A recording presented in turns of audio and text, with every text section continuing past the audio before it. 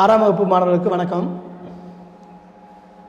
இப்போ நம்மளுக்கு பார்த்தீங்கன்னா 3ஆவது சாப்டர் அழகு 3 யூனிட் 3 விகிதம் விகித சமம். ரேஷியோ விகிதம்னு சொல்லுவோம், ரேஷியோ அப்படின்னு சொல்லுவோம். சரி, விகிதம் விகித சமம் நம்ம அப்படிங்கிறது பார்க்கறதுக்கு முன்னாடி நம்ம படிச்சிருப்போம், 4வது 5வதுலாம் படிச்சிருப்போம், பின்னம் அப்படிங்கிறத படிச்சிருப்போம்.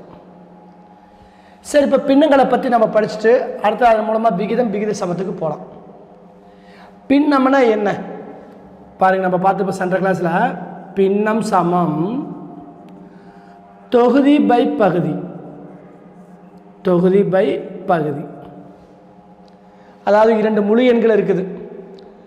அந்த 2 முழு எண்களை நம்ம என்ன பண்ணுறோம், இந்த மாதிரி ஒரு அமைப்பில் எழுதுகிறோம். 2/3, 4/5 அல்லது 5/6 இந்த மாதிரி ஒரு அமைப்பில் எழுதுகிறோம்.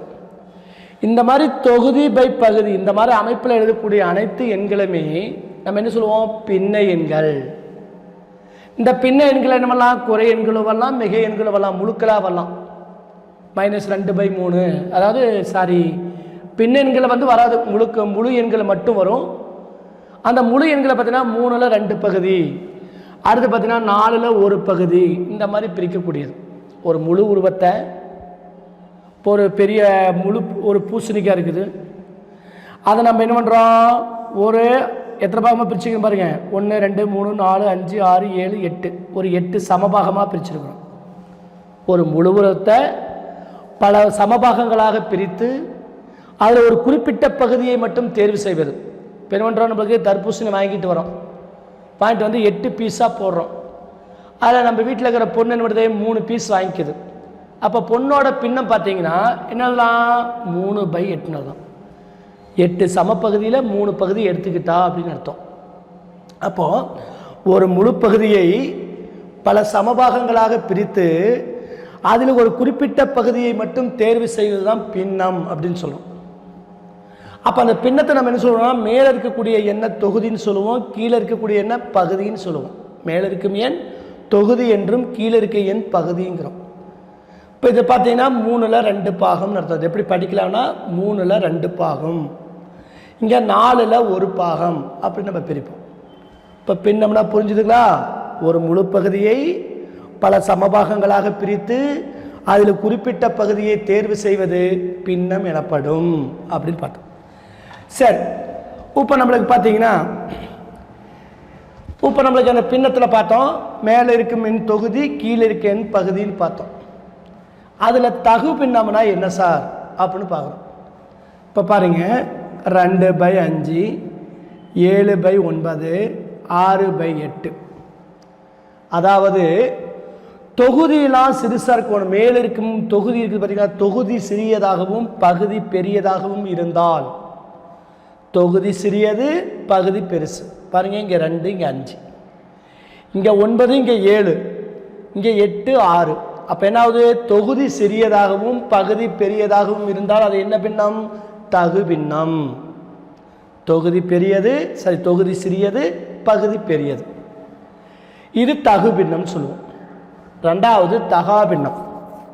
தகா பின்னம்னா என்ன பாருங்க, 7/4, 5/3, 8/5.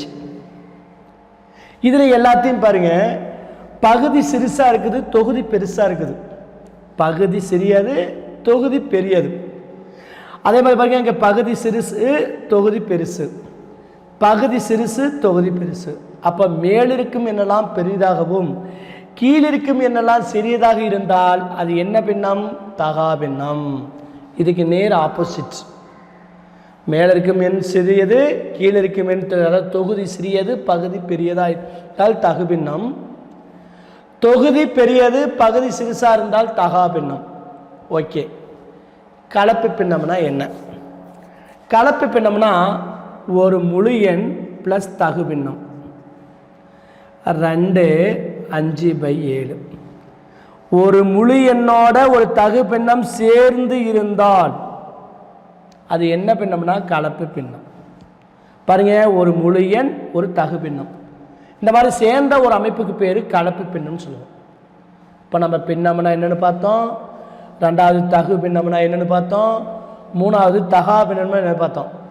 கலப்பு பின்னம் எப்படி வரும், ஒரு முழு எண் ப்ளஸ் ஒரு தகு பின்னம், இந்த இரண்டும் சேர்ந்த அமைப்பு கலப்பு பின்னம்னு சொல்லுவோம். சரி, இதில் பார்த்தீங்கன்னா ஒரு தகா பின்னத்தை கலப்பு பின்னமாக மாற்றலாம், கலப்பு பின்னத்தை தகா பின்னமாக மாற்றலாம்.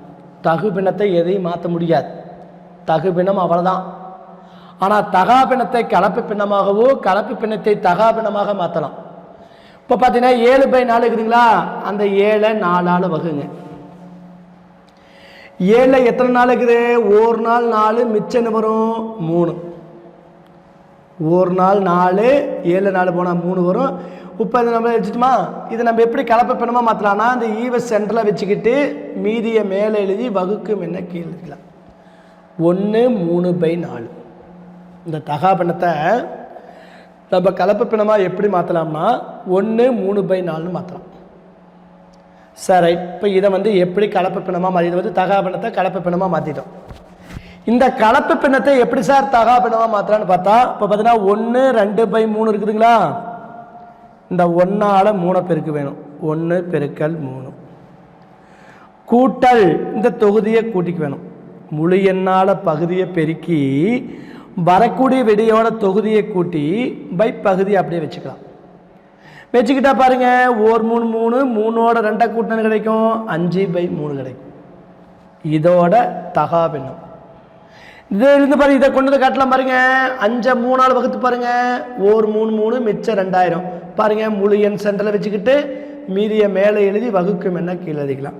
1 2/3 இருந்துச்சுங்களா, 1 2/3 வரும். அப்போ எப்பயுமே ஒரு தகா பின்னத்தை கலப்பு பின்னமாக மாற்றலாம். தகா பின்னத்தை கலப்பு பின்னமாக மாற்றவே என்ன பண்ணலாம், 7 4ஆல் வகுத்தா ஒரு நாள் 4, மிச்சம் 3 வரும். ஈவை சென்டரில் வச்சுக்கிட்டு மீதியை மேலே எழுதி வகுக்கும் என்ன கீழே எழுதிக்கலாம். அப்போ இதோட கலப்பு பின்னம் என்ன வரும், 1 3/4 வரும்.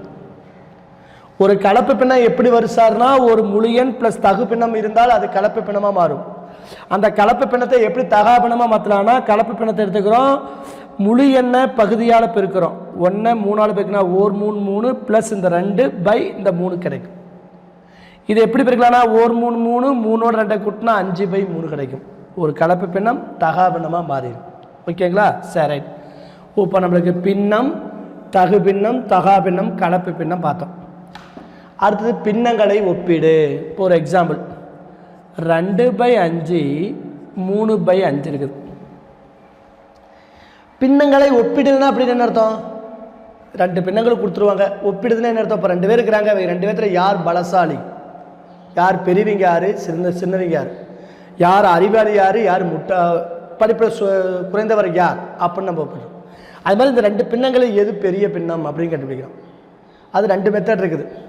பகுதி 2 சமமாக இருந்தால் பாருங்க, இங்கே 5 இங்கே 5, பகுதி சமமாக இருந்தால் தொகுதியில் எது பெருசாகுதுன்னு பார்க்குறோம். இங்கே 2 3 இருக்குதா, அப்போ 3 தான் பெருசு. அப்போ அந்த 2 பின்னங்களை எது பெரிய பின்னம், 3/5ன்னு ஈஸியாக எடுத்துக்கலாம். 2 மெத்தடு.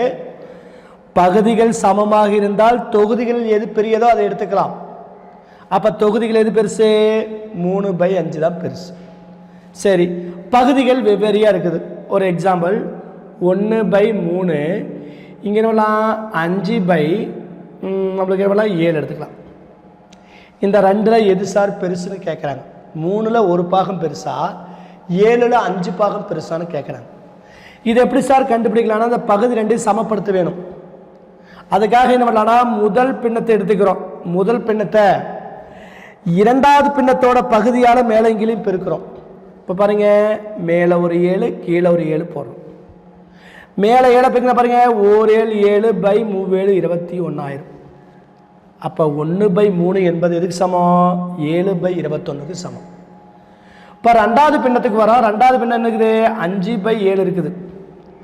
இந்த 2வது பின்னத்தை என்ன பண்ணுறோன்னா, முதல் பின்னத்தோட பகுதியால் மேலங்கீழையும் பெருக்கிறோம். இதை வந்து இந்த பகுதியால் மேலங்கீழையும் பெருக்கணும். இதே என்ன பண்ணுறோம், இந்த பகுதியால் மேலங்கீழையும் பெருக்கும்போது மேலே ஒரு 3 கீழே ஒரு 3 போட்டால் 5 5/7 21,000.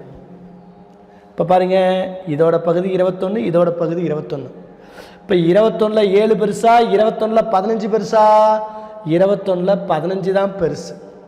அப்போ 21 15 பெருசும் போது இந்த ரெண்டில் எது பெருசாக இருக்கும்? 5/7. புரியுதா? பின்னம்னா இவ்வளோ தான் சார், வேறு எதுவுமே கிடையாது. பின்னம்னா என்னது? ஒரு முழு பகுதியை பல சமபாகங்களாக பிரித்து அதில் ஒரு குறிப்பிட்ட பகுதியை தேர்வு செய்வது பின்னம். தகு பின்னம் தொகுதி சிறுசு பகுதி பெருசு, தகு பின்னம். தகா பின்னம் தொகுதி பெரியது பகுதி சிறியது, தகா பின்னம். கலப்பு பின்னம் ஒரு முழு எண் ஒரு தகு பின்னம், முழு எண் தகு பின்னம் தான் வர வேணும். ஒரு முழு எண் தகு பின்னம் வந்தால் கலப்பு பின்னம். பின்னங்களை எப்படி ஒப்பிடுறது? பகுதி 2 சமமாக இருந்தால் தொகுதியில் எது பெருசாக இருக்குதோ அதான் பெருசு, தொகுதியில் எது சிறுசாக இருக்குதோ அதான் சிறியது. பகுதிகள் வெவ்வேறையாக இருந்தால் இந்த பின்னத்தை இந்த பகுதியால் மேலங்கிலையும் பெருக்க வேணும், இந்த பின்னத்தை இந்த பகுதியால் மேலங்கிலையும் பெருக்கும் போது நம்மளுக்கு என்ன கிடைக்கும்? பகுதிகள் 2 சமமாக இருக்கும். அப்போ தொகுதிகளை எது பெருசுன்னு பார்க்குறோம். இப்போ 7/21 15/21 இருக்குது. இதில் எது பெருசுங்க? 15/21 தான் பெருசு. அப்போ இந்த 2ல் எது பெரியதாக இருக்குன்னு பார்க்கும்போது 5/7 தான் நம்மளுக்கு பெரியதாக இருக்கும். ஓகேங்களா? இப்போ பின்னம்னா புரிஞ்சுதுங்களா? பின்னம் தெரிஞ்சிட்டா போதும், விகிதம் விகித சமம் நம்ம ஈஸியாக போட்டுடலாம். ஓகேங்களா?